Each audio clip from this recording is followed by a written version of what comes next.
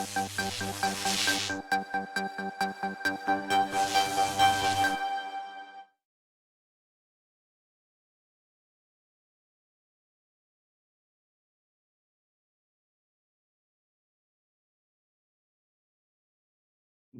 everybody, and thank you for attending the BrainEE Webinar on Neuroscience, Metaphysics, and Neurophilosophy. Today, we are honored to have Professor Adina Roskies with us, and I will introduce her shortly.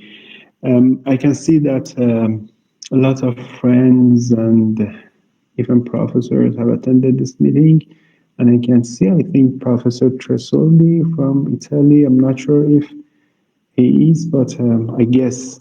Anyway, I can see a lot of friends and colleagues have attended, and thank you very much for that. You know that the aim of the BrainEE webinar is because there are questions in neuroscience which are not answered fully yet. Questions about free will, decision making, consciousness, identity, locked-in syndrome, near-death experience, and these questions have not been fully answered by neuroscience yet. So it seems an integration of different disciplines into neuroscience, such as philosophy, would be an option to find a solution and answer for these questions. And the aim of our webinars, BrainEE webinars, is to first to introduce the key people and professors in the world who are integrating these fields. So who is integrating philosophy with neuroscience? One of the aims is to introduce them to you.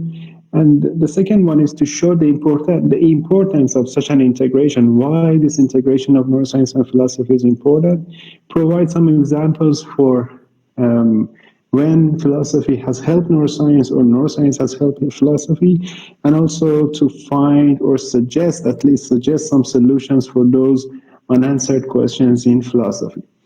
So today we are honored to have Professor Adina Roskies with us. Just very briefly, I will introduce her to you. She is a distinguished professor at the Dartmouth College, United States.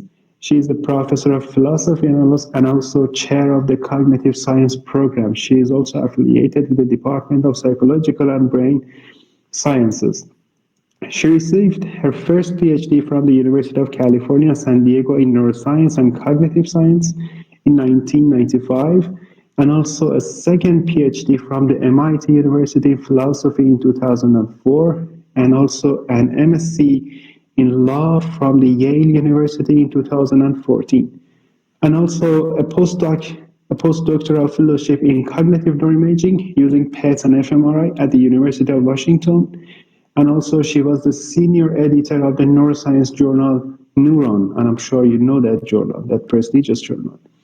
Her main philosophical research interests include the intersection of philosophy and neuroscience, including philosophy of mind, philosophy of science, ethics, and neural law.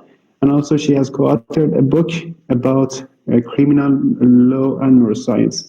Her profile in Scopus shows around 2,000 citations on her publications with an H index of 20. And I'm saying that today we are very honored to have her with us, because if the aim is to see how neuroscience and philosophy can be integrated, she is a very good model for that, because she has PhD in both disciplines. So, Professor, thank you very much for accepting the invitation, and we are very honored to have you, and we welcome you to the webinar. Thanks so much. It's really nice to be here. It would have been even nicer to visit Tehran. Someday I hope to do that.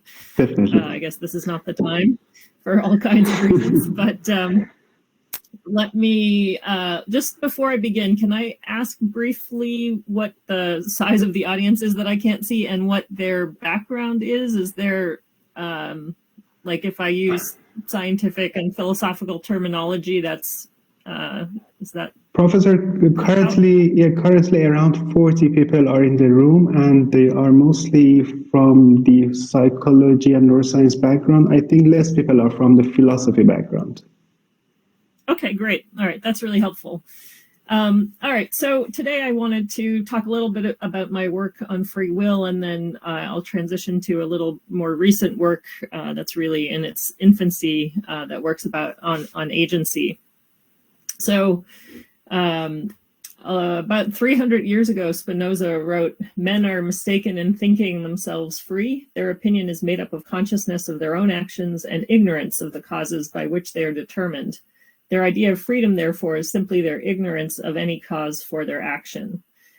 So his idea was essentially that the only reason we think that we're free is because we don't yet understand what causes us to do what we do.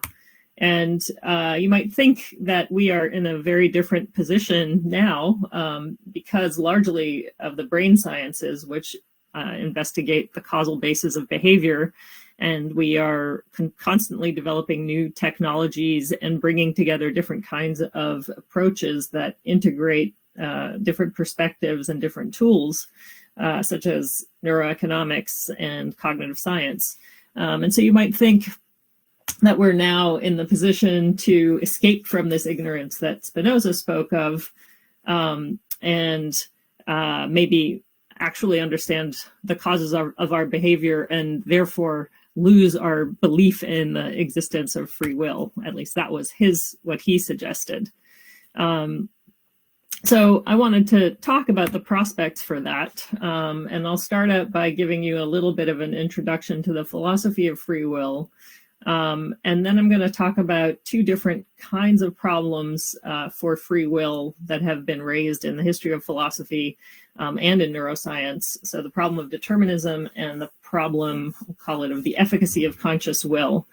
And I want to present an alternative model. So the first half of my talk is going to be pretty deflationary in terms of what the neurosciences have told us and maybe even can tell us about free will viewed through this kind of lens. And then I want to just kind of wrap up on this neuroscience and the problem of free will, and then transition to the problem of agency.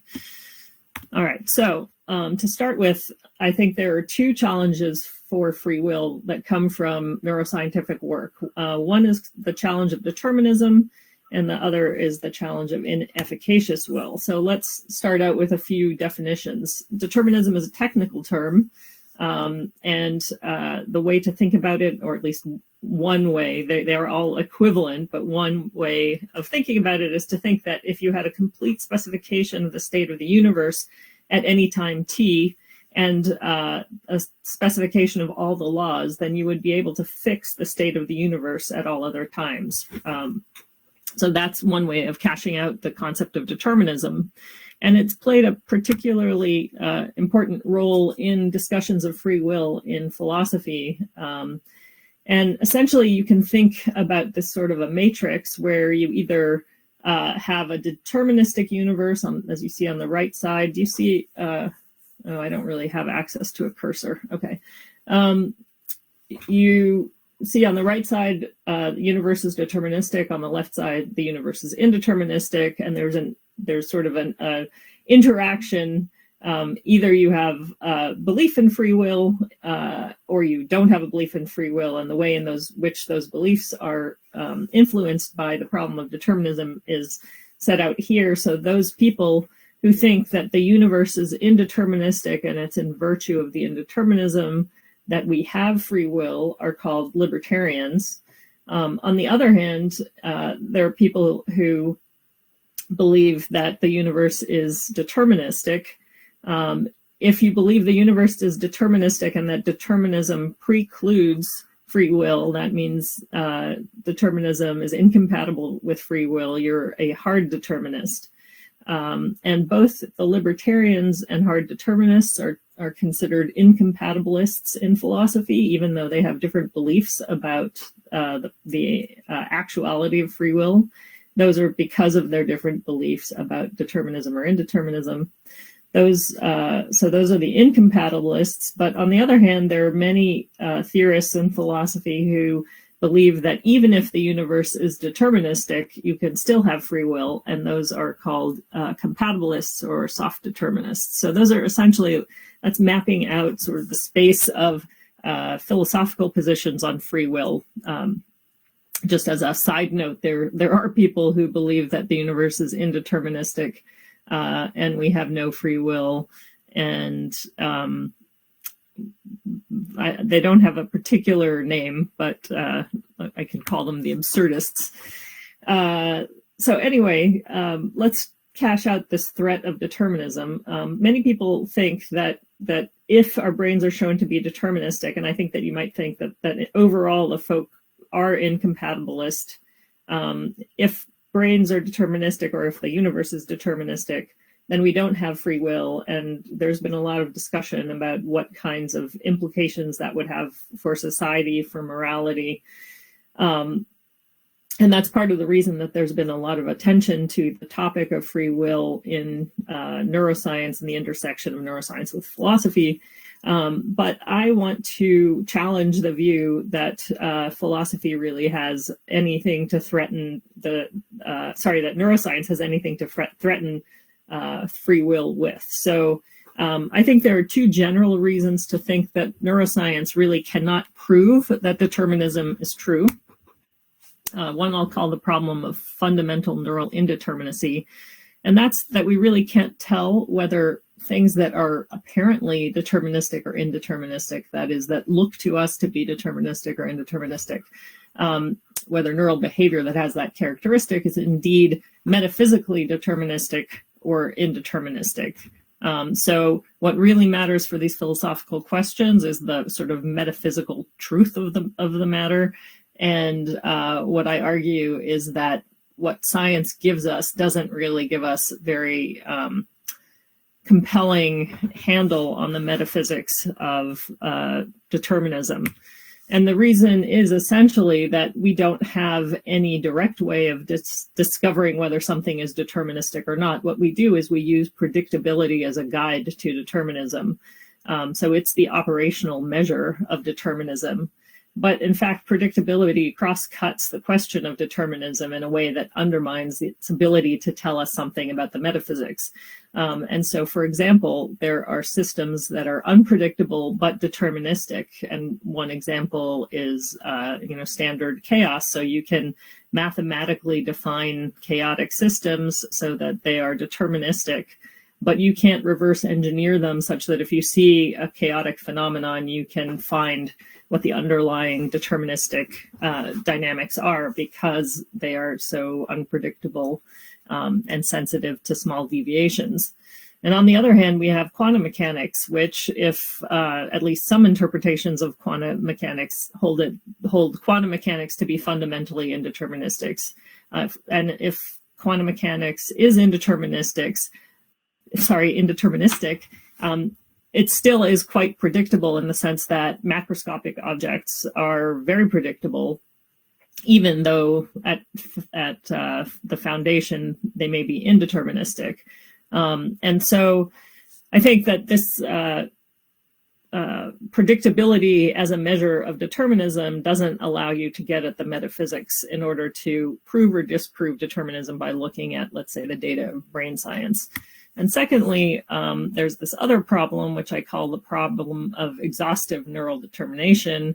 And that is that what the brain is a massively interconnected system. On the right, you see now at this point, very old, like maybe 30 years ago, map of different brain areas in the macaque and the connectivity between them. And this complex diagram is only of connectivity between major brain areas, but not even something about the individual structure of the areas themselves. And you can see how incredibly complex this is. It's much more complex now that people have done 30 years more work on the structure of these areas. And just to further illustrate this problem, this is the wiring diagram of the only organism for which we have a complete specification of all the connections. This is the C. elegans nervous system. It has 302 neurons. It has millions of connections. And if you try to scale this kind of connectivity up to the size of a human brain, which is 10 to the 10th neurons, you can just imagine how complicated that system is. And given a system that is so complicated and interconnected, it's really impossible to isolate subsystems completely in that.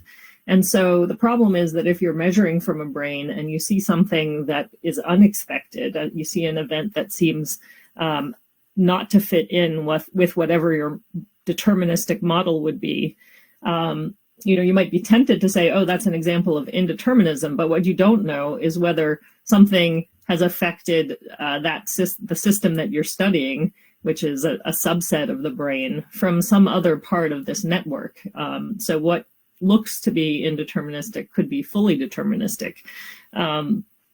And so really, in order to address the challenge of determinism with neural data, you would have to have global knowledge of the system. And I think that that's practically impossible. So I don't think neuroscience is going to answer that sort of question.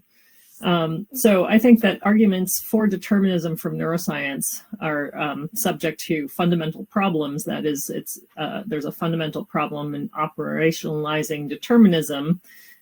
So that I think any kind of empirical approach to answering the question is going to be problematic.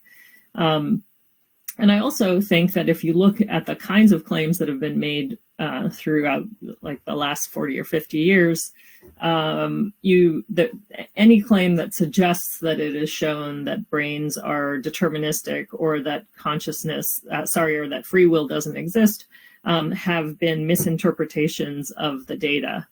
So I think that there's no evidence to date that really bears fruitfully upon the question of free will. So next I want to turn to the second problem, which is the problem of the efficacy of conscious will. And so we can ask the question, what's the role of conscious will in the initiation of action? And this is maybe the most famous sort of avenue through which neuroscience has said to challenge free will.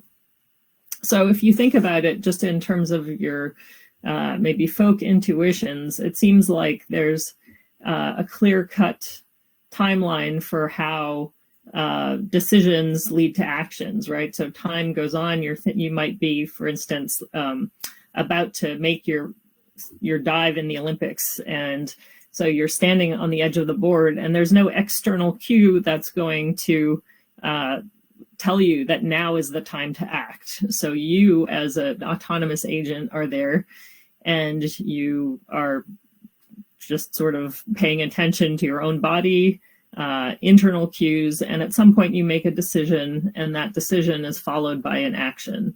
And that, I think, is just the folk way of thinking about what it is to consciously decide to do something, or to freely decide to do something, or to initiate an action yourself.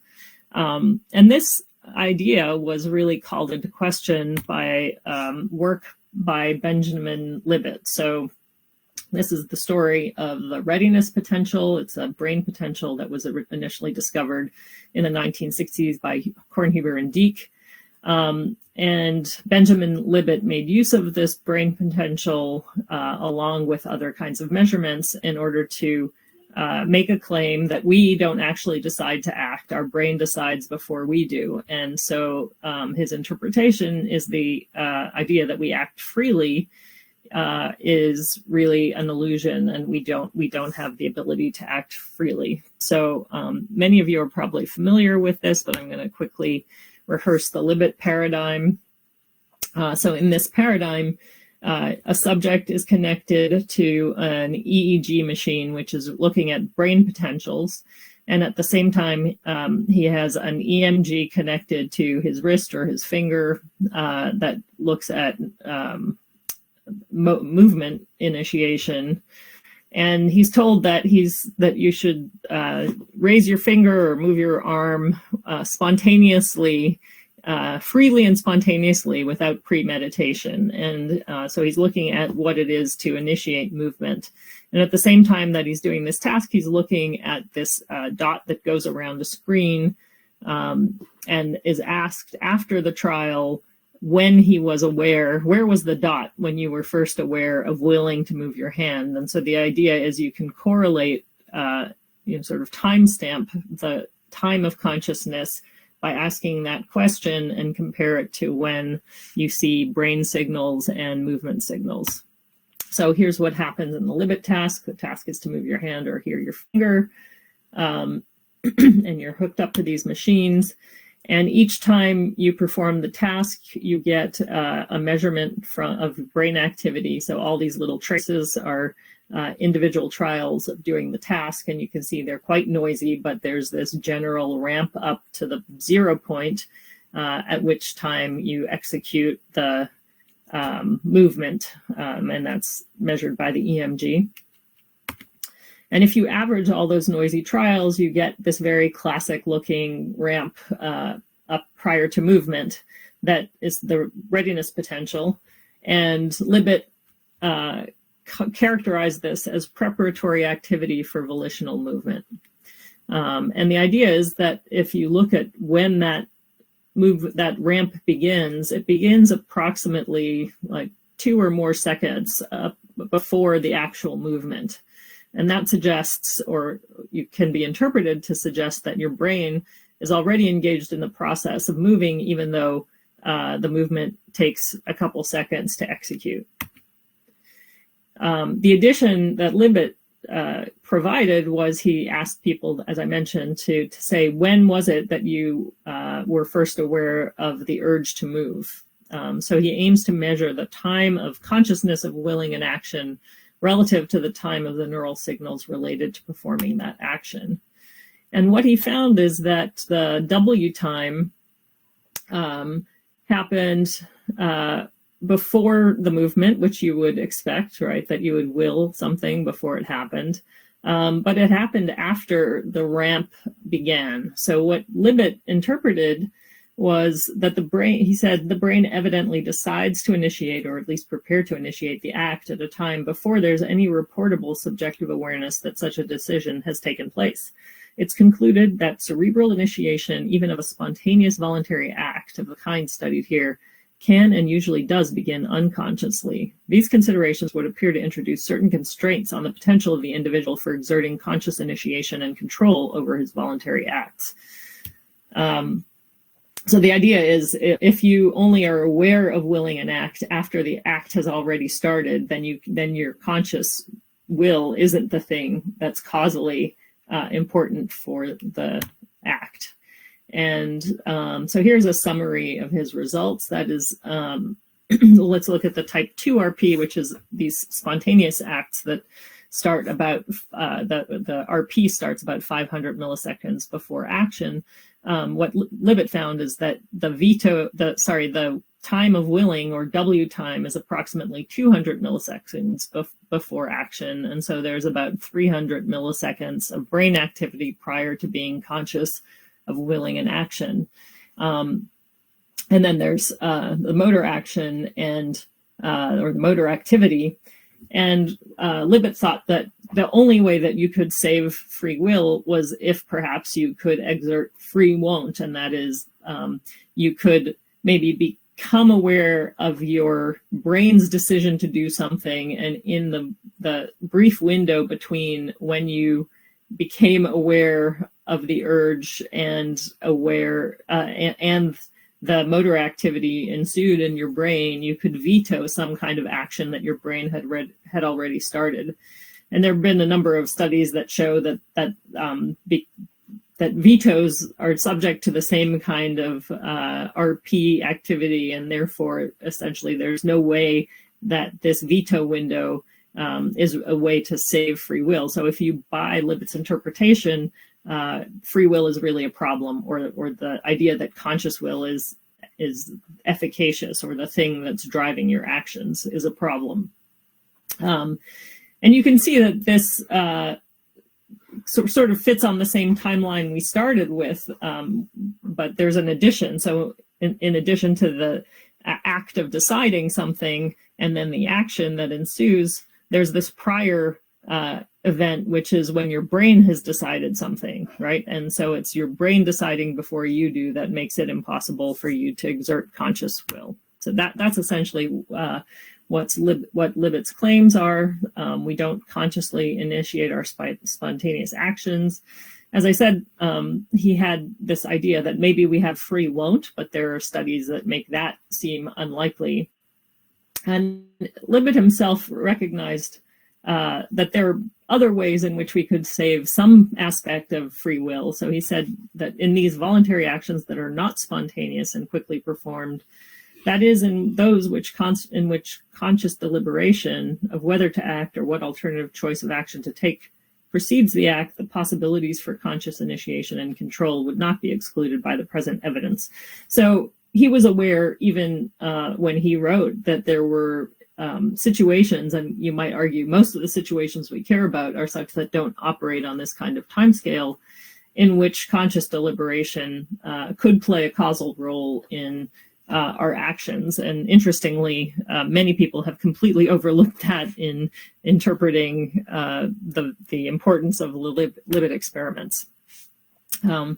So what I want to do now is to sort of frame what the commitments of this classic view are, and that will allow us to sort of reassess what's going on when we look at an alternative model.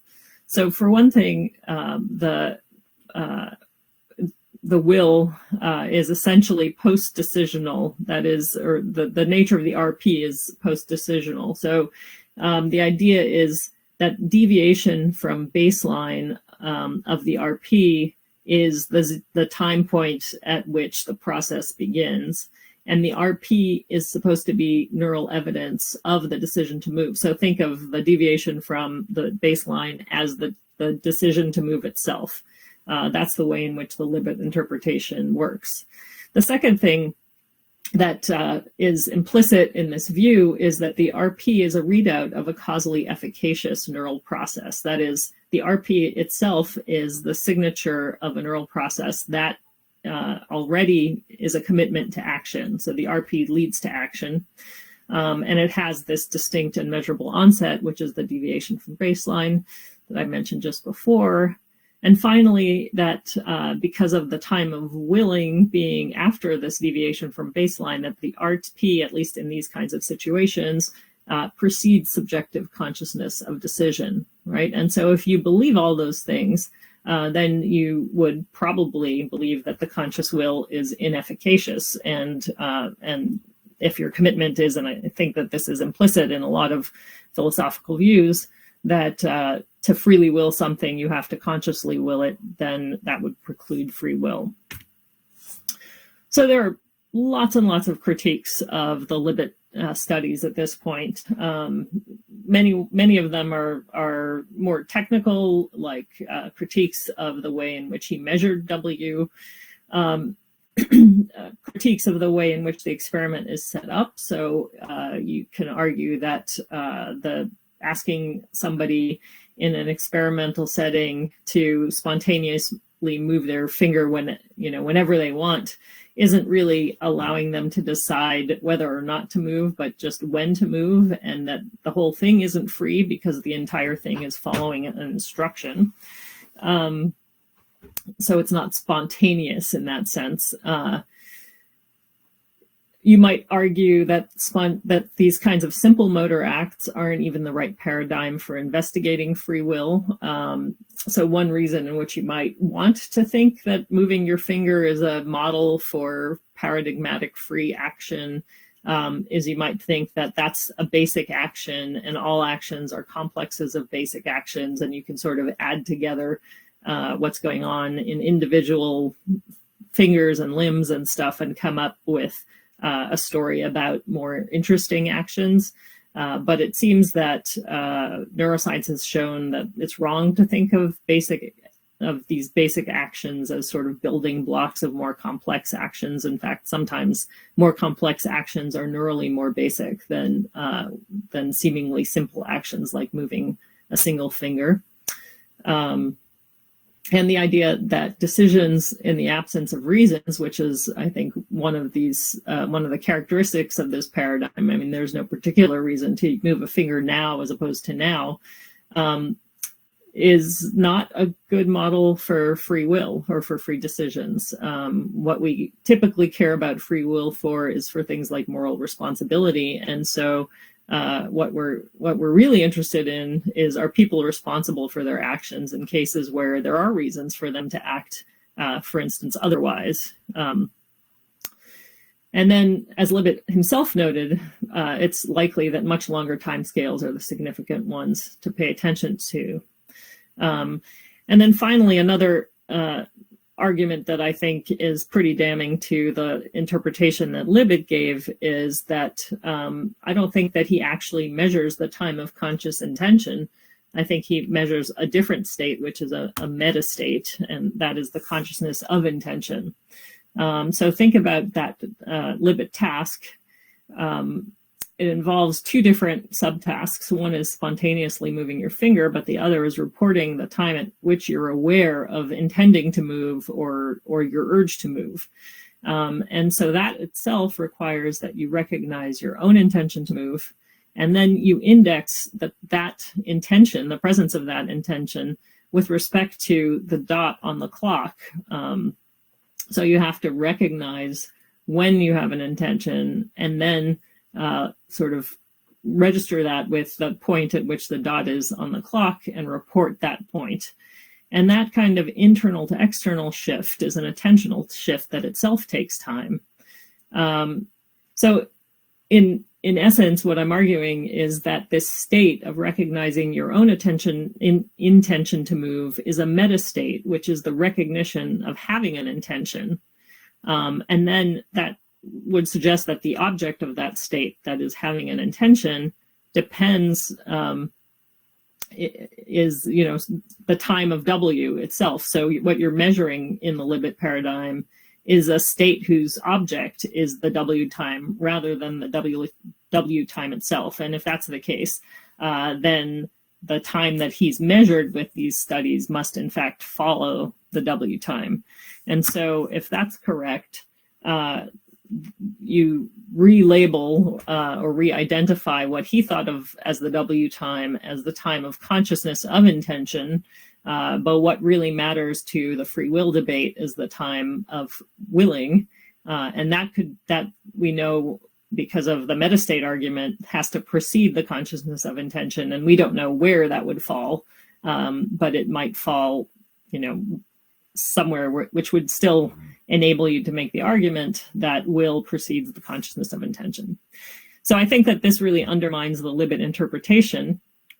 So this is just to sum up what I think is going on here. If you're driving towards a stop sign and you see the stop, you can consciously will yourself to stop, right? And so you might think that that's an example of conscious willing.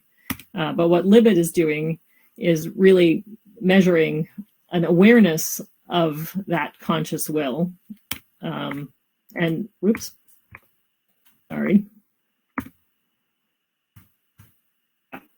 Awareness of the conscious will and not the conscious will itself, right? So there's nothing in our folk psychological or philosophical views of free will that requires that you have to have an awareness of your conscious will as opposed to just conscious will. And so his target in these experiments is the wrong kind of target for a philosophical argument. So what I'd like to do now is quickly revisit the nature of the RP, because in the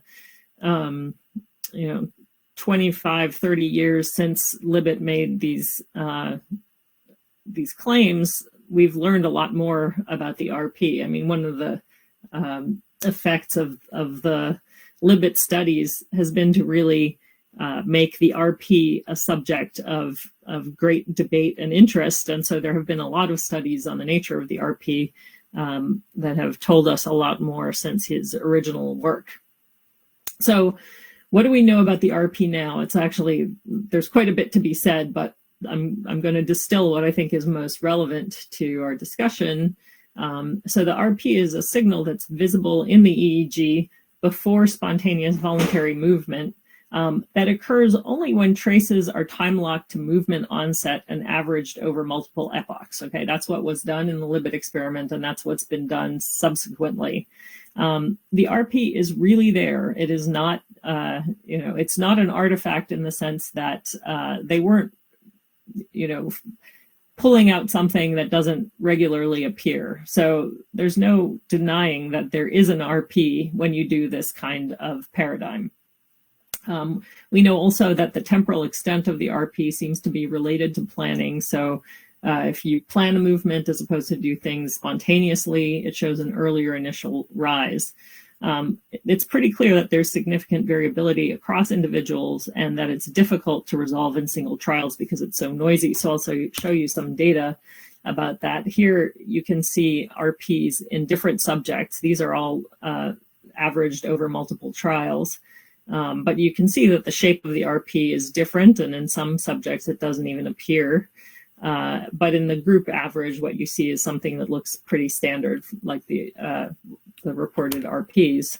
And it is difficult to resolve in single trials. So you can see the RP emerge over 50 to 200 trials. But if you look at one trial or 10 trials, it still looks pretty hard to distill into the kind of signal that we've seen from the Libet studies. In addition, not all subjects seem to exhibit an RP, but they do the task perfectly well. It's not clear why we aren't measuring an RP in those cases. The shape and the onset of the RP are highly variable. And when the RP has, when people try to predict movement onset by measuring individual RPs, which would seem to be something that you should be able to do if the RP was a real and robust signal, that has been not very productive. So it's not a good predictor of movement onset.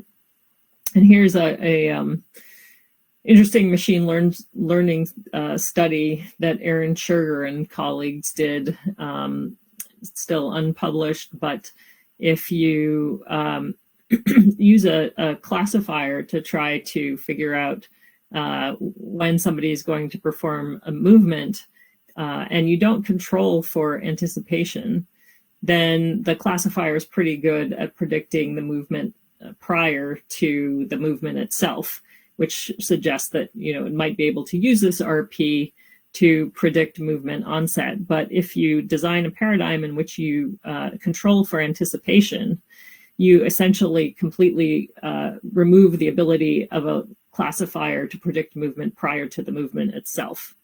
And so that suggests that the RP is more related to anticipation of an event rather than to the conscious will itself. And other studies have called into question whether the RP is really reflective of having made a commitment to move itself, right? So the classic view, as I mentioned, is that the RP reflects an outcome of a decision to move. But we know several things from more recent studies that, number one, it's possible to withhold a movement even after an RP is initiated. So that suggests it's not really a commitment to move. It's also not a commitment to move because it's present in tasks that don't involve motor components at all, but involve other kinds of decisions that are non-motor or cognitive decisions. And it's also present in tasks involving decisions not to move. So all of these things call into question the tight link between the presence of the RP and a commitment to movement. However, all of them are consistent with the RP being reflective of a decision process itself. And Aaron Scherger, now almost a decade ago, suggested a stochastic accumulator account of decision-making for movement and as an interpretation of the RP. So psychology and neuroscience both have used accumulator models to describe decisions or decision processes in many kind of contexts. So there are neural models of accumulation to bound.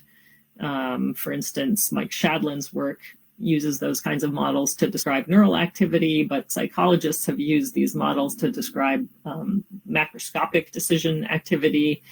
And what Scherger suggested is that the RP is the result of a bounded accumulator model, right? So there are two ways that you could get an RP, or I should say at least two ways. One is the way the classic model suggests, so that if you average time lock to movement, many trials in which there are sort of RP, noisy RP-like individual traces whose onset indicates the result of a decision, and whose temporal relation to movement is uniform, you get something that looks like an RP. So in that picture, every movement is preceded by a noisy RP-like event.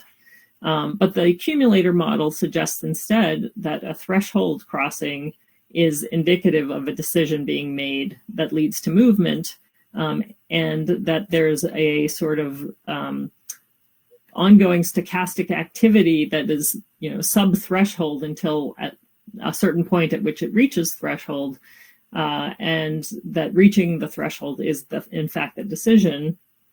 And if you average this kind of stochastic activity and the excursions to threshold over many trials, that also results in an average that looks like the RP. So just to show you what I mean by this, if you take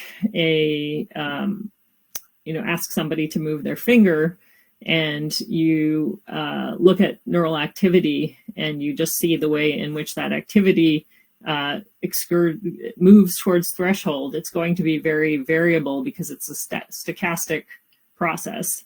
And so you'll get a distribution of times from the initiation of the point at which the movement starts away from baseline to the point at which it reaches threshold. And if you then time lock all of those crossings to threshold, what you get is something that actually matches the shape of the RP, the EEG traces that people have typically measured. And you also get something that matches the distribution of wait times in the Libet task. And so this is, I think, a really strikingly good match, and suggests that the stochastic accumulator account can account for the presence of the RP, even when there's no postulation that there are like mini RPs or noisy RPs that occur prior to movement. So these two models are very distinct. The classic view is that the RP is post-decisional, so you just look for the time at which there's a deviation from baseline in the aggregate measurement of RPs over many trials. And the idea is that this process that starts at the point that there's a deviation from baseline is specifically directed at producing movement at the time of the time at which movement occurs. But this alternative model is a pre-decisional account. That is, there's just a random evolution of the signal over time that eventually moves towards threshold. And it's the threshold crossing that is the decision itself. And it's just ongoing spontaneous fluctuations in neural activity that precede that. And so the interpretation of what happens at this time is quite different, because on this new model, nothing has been decided about movement at that time until the threshold crossing. So the point of decision is quite different. And there, I think, is converging evidence in favor of a pre-decisional account. I'm not going to go into that. I won't rule out the possibility that we're wrong. So there are some other studies that are at least consistent with a post-decisional account, but I think none of them are compelling. And I think the reason that it's really been hard to decide this once and for all is because the EEG traces are so noisy that it's pretty hard to know, especially without having any knowledge of what a template for an early RP would be. It's hard to know whether what you're seeing is signal or just variations in the noise that are close enough to what you're positing the signal to be. All right, but let's talk about the implications of these stochastic models. the main thing is that the RP emerges as a kind of artifact. So the RP emerges from biased sampling. And why I say it's biased sampling is you're only sampling those epochs of the EEG traces that are time locked to epochs in which action occurs, right? So you're only looking at the EEG traces prior to action, and that means they've always reached threshold. But it doesn't necessarily reflect an underlying neural process that's only present prior to action. So there could be excursions to bound or very close to bound that frequently occur without leading to action. And you're only looking at the ones that do lead to action or that do cross the threshold. But what that would mean is that there's no physiological significance to the onset of the RP. And so the RP onset doesn't cause anything or even reflect a real causal process that has anything to do with action initiation. You could also posit that the RP signal could emerge from time locking and averaging a variety of potentially real neural signals. When I say real, causally efficacious and relevant to action initiation. So that the stochastic account does not rule out that possibility. And the other thing that I think is really compelling about the stochastic account is that, the Libet study has been offered as an account of spontaneous action or, action without reason. But these kinds of accumulator models have been used to model evidence-based decisions. And so this is a way to give a unitary account of both evidence-based and spontaneous decision-making. So let's just compare the accumulator or stochastic models to the classic view. So the classic view says that the RP is post-decisional. It's neural evidence of a decision to move. The accumulator count says it's pre-decisional, so that the RP reflects evidence that contributes to a decision to move, which is that it reflects excursions that lead to bound, but the decision point is at the end of the RP, not at the beginning. The RP is not ontologically real. On the accumulator count, it's artifactual. It's an artifact of sampling a causally efficacious neural process, but the underlying signal has no measurable onset and may not resemble the RP in individual trials. And then with respect to the claim that it's non-conscious, I think that the stochastic model is open about this. It is at least potentially conscious in the sense that the RP may reflect a signal that gives rise to subjective consciousness of decision or intention, but I think we don't know that yet. All right, so how does this influence the free will debate?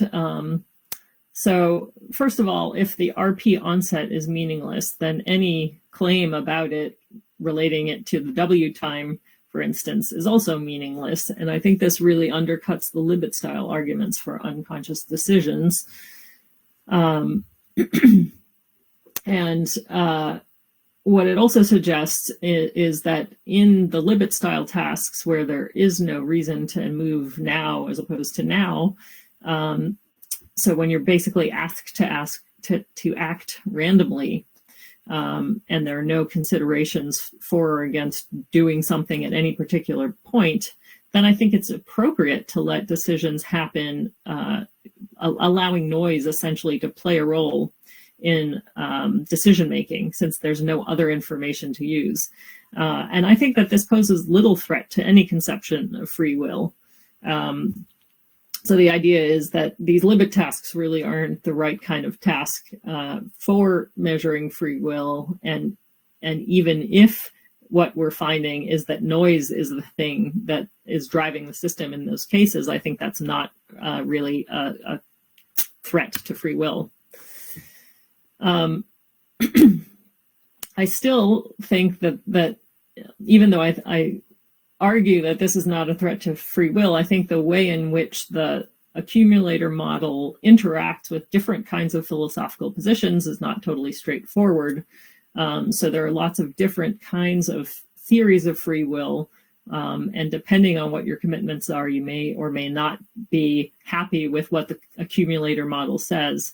So on the face of it, for instance, if you're an agent causation theorist, and that is someone who thinks that in order to act freely, you need to have the agent be the source of an uncaused event, then there's no reason to think that they would be any happier with the accumulator model than any other model that neuroscience has provided. I would say there aren't that many agent causations around, but there are a lot of libertarians, that is, people who think that indeterminism is necessary for freedom. So in this kind of case, the libertarians could be satisfied if it turned out that the noise that drives the system in these cases is indeterministic noise. Nothing that I've said so far has suggested what the source of the noise is, and we then sort of move back to the question that I asked before. Now, I think for reasons that I gave earlier, neuroscience isn't going to be able to weigh in on whether or not the noise is fundamentally, metaphysically indeterministic or deterministic. But if you're a libertarian, if the noise is indeterministic, at least some of the libertarians might be satisfied with that. I do think these models would satisfy most compatibilists, for one thing, because I think in these cases of random decisions, noise is not a threat. It doesn't really have implications for other kinds of decisions, like making decisions for reasons. And then in the accumulator model that I described, there's still some signal that drives the system close enough to threshold that the accumulation process or the stochastic process can lead to threshold crossings. And so that deviation from baseline could well be intentional and conscious. That would be another reason to satisfy compatibilists. But you might think that a source compatibilist might still be worried. Somebody who's wondering, like, well, what is the source of this event that leads to action? Why should I consider the decision in these cases of stochastic accumulation to be up to me in the relevant way in order for me to have the free will? So I think that there are still philosophical issues to think about when you're accepting the accumulator model.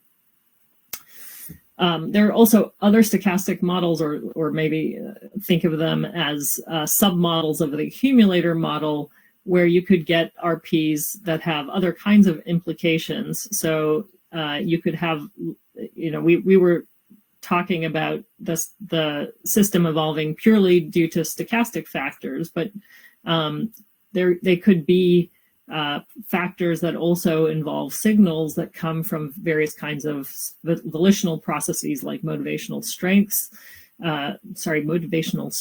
So we have something called the bumps model, or for motor ideation, which would be the motor rehearsal model.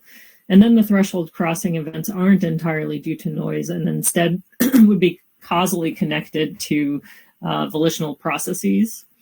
And as I said, the task set is arguably volitional. And so that component may be enough to secure agency or free will for decisions, even for people who might be committed to agent causation. I think that the idea that we have to be consciously aware of everything that precedes our action is not a position that any philosopher has really believed at all, right? So you might think that we may need to be aware of our decision or of our environment or something, but exactly what the list of things that we need to be conscious of in order to freely will things is, I think nobody's clearly articulated, and certainly I think nobody thinks that we have to be aware of all of the influences on our decisions in order for them to be free. So just to summarize, the classic or post-decisional models assume that the RP onset has physiological significance, and they open up a space for comparisons between onset time and W time, and thus for arguments about inefficacious conscious will. But a family of stochastic models can equally well model the RP, and under these models, the classical RP is just a natural consequence of the analysis techniques, but doesn't entail that in individual trials there's any electrical potential with the characteristics of the RP that is related to action initiation. So instead, on these models, the underlying decision processes give rise to decisions that occur approximately when we're aware of them occurring. So there's no real problem about the temporal dissociation between consciousness of willing and the brain signals. And I think none of these models challenges the efficacy of conscious will, even though the details of those models might influence the way in which the decisions and our consciousness of them are related. Okay, I've talked for a good part of our time already. How long do you want me to talk? Because I was going to talk about the agency project, but I could do that quickly, or I could stop now. The professor, the only thing is that I'm worried about your fatigue because it has been already 1 hour that you're talking. I personally am enjoying a lot, so if you have time, we would be very happy if you just say about the agency as well. Okay. Yeah, why don't I'll give you a very quick rundown, but it'll mean I'll skip a lot of slides. So the agency, one transition is, why do we care about free will? Well, we actually care about agency. That is that, we are sort of the autonomous initiators of our action. And you might wonder, what is agency anyway? And that's actually what this project is supposed to address. And it's a philosophical concept that involves having the capacity to act, but human agency is something that's far more than just the capacity to act. It has something to do with being a rational subject, self-determining in some sense. And we take this capacitarian view of agency that essentially being an agent involves having a variety of different kinds of capacities, and the kinds of capacities one has affects the flavor of one's agencies. And I think that I'm sort of modeling agency as a multidimensional agent space, so that there are many different capacities that are, let's say, forming axes in this multidimensional agency space, and individuals can fall in different places in this space. The reason that I'm interested in this, or one reason, is that we are, as we learn more about the brain and are more able to influence brain activity in various ways, I think it's important to understand the ways in which these affect human agency. And in particular, my study is aiming to be able to measure changes that occur among patients patients, let's say, with neuropsychiatric diseases that have deep brain stimulation.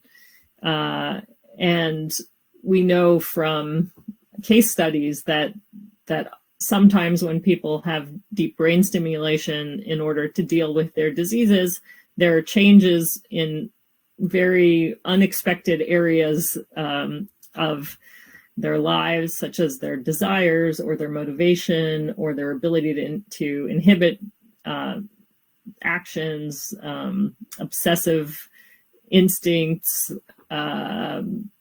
temperament or personality changes. Those kinds of things happen that are unexpected but affect agency. And so the idea is, can we measure the changes that occur with deep brain stimulation in order to be able to more clearly address the neuroethical questions that come up? So this is a grant that I got to do this, called Assessing Agency with Deep Brain Stimulation. It's part of the neuroethics section of the BrainEE initiative. And so here's deep brain stimulation. And so people have have these electrodes placed deep in their brain, and they have chronic stimulation, and it's used to ameliorate the symptoms of Parkinson's disease, and it's also used in a number of other disorders, or under at least trials for being used in disorders like OCD, depression, anxiety, addiction, etc. I think I'm going to just give you the idea. So what we're doing is developing a survey and also behavioral tasks to go along with it, where we ask people questions relevant to agency. And we give this survey to normal population and also groups that have various neuropsychiatric disorders. And the idea is to see whether using machine learning techniques, we can identify aspects of the AAT that are predictive of various disorders. So the idea is, do people cluster in this agency space in ways that are sort of like signatures of the kind of disorder that they have? And that's a way to just validate that what we're measuring are relevant aspects of agency. And then what I'd like to do is take these data sets that have, sort of different patterns of responses across the survey, and to try to characterize agency in a more data-driven way. So use methods of dimensional reduction to try to find and characterize what the emergent axes of agency are. And also to use the AAT in order to chart or measure the changes in agency before and after DBS with the patients that we're working with. So let's see. I think that this is all a bunch of things about how to, how we've gone about looking at the AAT. We did a lot of research into different bodies of literature in clinical psychology and in psychology and in philosophy to try to pull out what we think might be candidate axes of the AAT, and then try to figure out ways in which we can probe those axes by asking questions. And eventually, I'm going to skip this, and eventually come up with a way of sampling the agency space that will give us enough data that will allow us to try to characterize individuals in this way as agents of particular types. And we're trying to get people that have self-reported diagnoses for various kinds of neuropsychiatric diseases, including mood disorders, anxiety, eating disorders, OCD, psychosis, and PTSD, and see whether we can find signatures of these various diseases in their responses to the agency questionnaire. And I will stop that.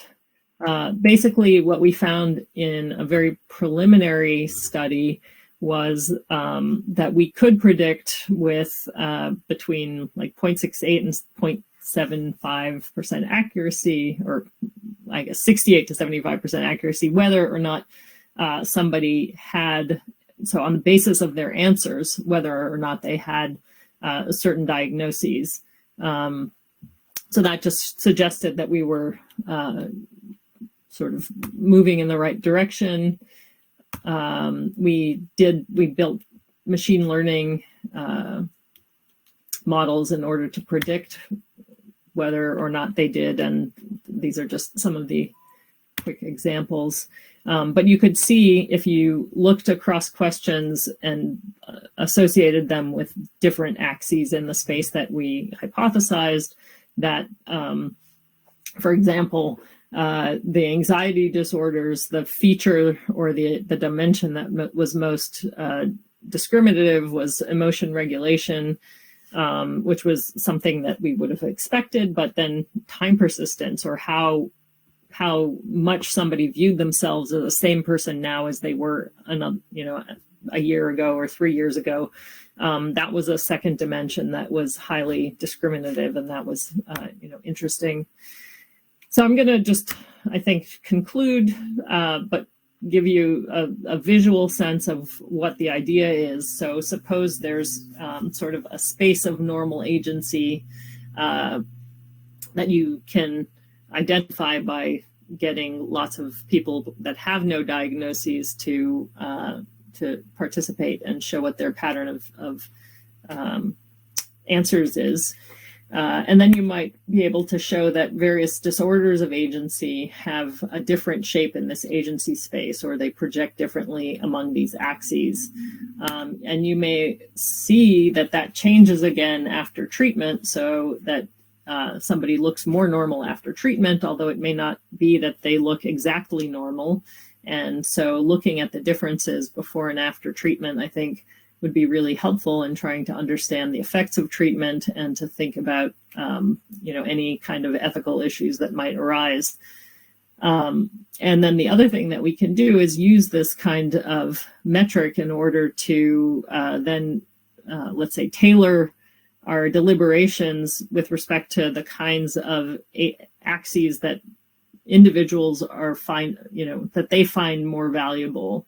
So not everybody thinks of these different kinds of dimensions of agency as equally important. Some people might, let's say, privilege rationality over emotional control or over motor control, and other people may have other ideas. And so you could rescale or weight these axes depending on the individual's priorities. So that's just a quick visualization. So anyway, I think what I want to focus on is looking forward, since I don't have too much in the way of new data to show you.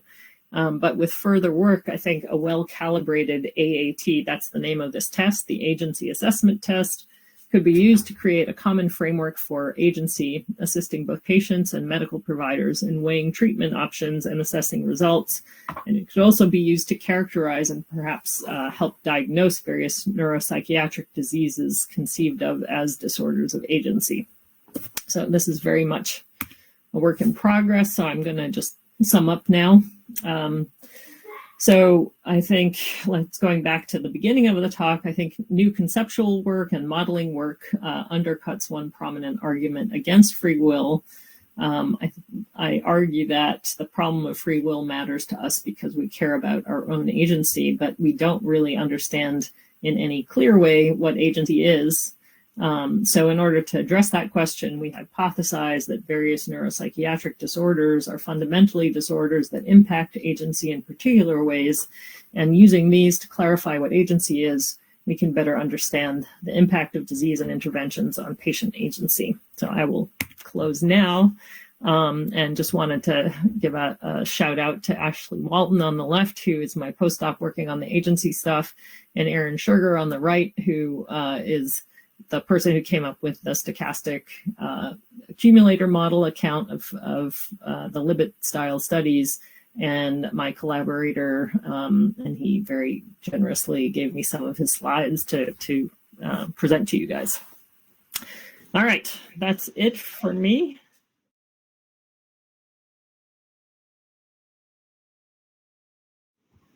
Thank you very much, Professor. Thanks a lot. And I really did not expect such a very detailed and full of information talk, because I was thinking that would be a summary, but you have given things in a very high detail. So thank you very much for that. I personally was enjoying, because the field of free will, I think it is a question that will not be answered, I think, in the near future, probably. You are a professor in that, so I guess 2-3 decades from now would be the time that we have some determinism about free will. Anyway, it also seems to me that the temporal resolution of our devices is not very good yet. So answering questions in free will probably needs a better temporal resolution. For example, using in fMRI, of course, the temporal resolution is not that good. But in EEG, it is okay, but the spatial resolution is not good. So I think the methodological limitations of our devices also constrain us on finding probably the best answers in free will. I think, that's true for understanding anything about the brain, is that, we're always looking with very limited technologies. So we can only look at a little bit of it at a time. Is there a way I can get to see you on the screen as we talk, as opposed to what do I do to do that? Oh, you can do that. Great. Yeah. And do you see me or not? No, Professor. Let's see. Yes. I can see your nice, beautiful room. Yeah. Yeah, thank you.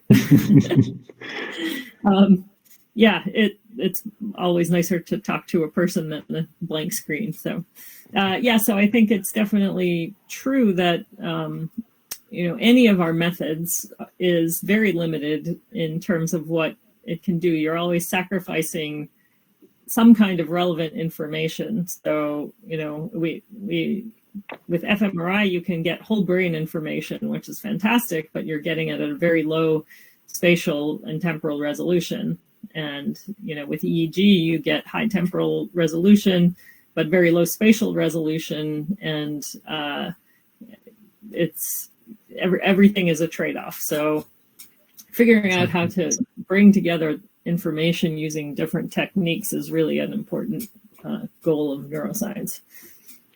Exactly. And if among the audience, if you have any questions, just please raise your hand and I will activate your microphone. So I have many questions, but I'm asking only two of them. Can we say anything? Do we have anything called unconscious free will?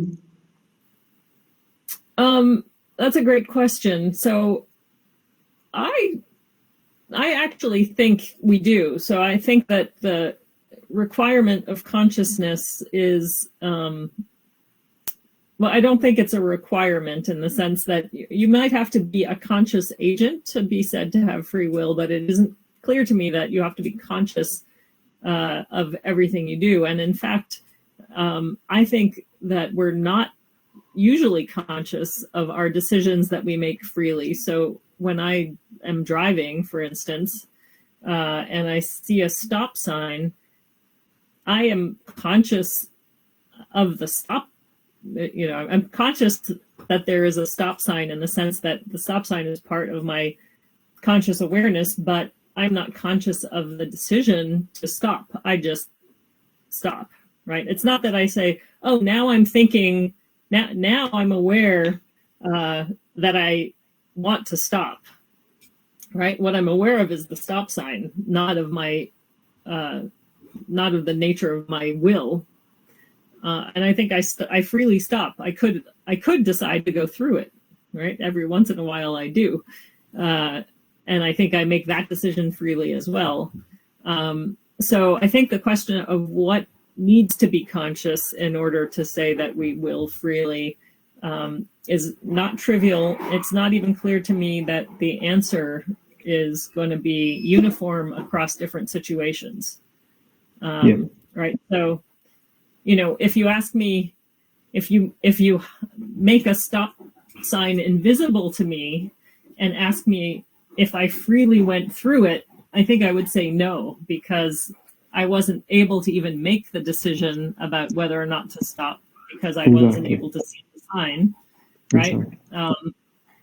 So certain things would have to be conscious, but do I need to know, for instance, if I'm, let's say, buying a house, do I need to know all the things that affect, all the reasons that affect my decision? Do I have to actually be aware that, the color of the bathroom was not pleasant to me or something, if it influenced me at all? Or is it sufficient that I'm aware of some of the reasons for my decision? So I think it's a really good question, and I don't believe that anyone has addressed it sufficiently well. Yeah, sometimes we say, I think I don't like it, but I don't know why. Probably this is related to what you say now. We have made the decision somewhere, but we are not conscious of the decision. We know of the outcome of the decision. The decision is that I don't like it. But when I think why I don't like it, I cannot understand why. Yeah, probably. And I can imagine, influences that would make me less free, and I could imagine influences that wouldn't matter to whether or not I thought I made that decision freely. Exactly. And because you have also studied law, I'm not taking your time too much because in 10 minutes we'll finalize the meeting. Because you have also studied law, do you think in law people care at all about determinism, or it's all free will there? The law is certainly not written in a way where determinism matters. But what they care about is whether people have certain kinds of capacities. So much of the criminal law is written in terms of whether someone could have done otherwise. And so if there's, an argument to be made that they couldn't have done otherwise, then the law would care about that. But I think the basic understanding of the law is that the default is that humans have the capacity for rationality and for choice. And so I think, there's certainly people who think that if you could convince the, judges and lawyers of the legal system that nobody ever had free will, that the system would have to change radically. But I don't think that the law seriously considers the possibility that nobody ever has free will. I think that in the realm in which they might think individuals might not sometimes have free will, and you could convince them in individual cases, that would matter to the law.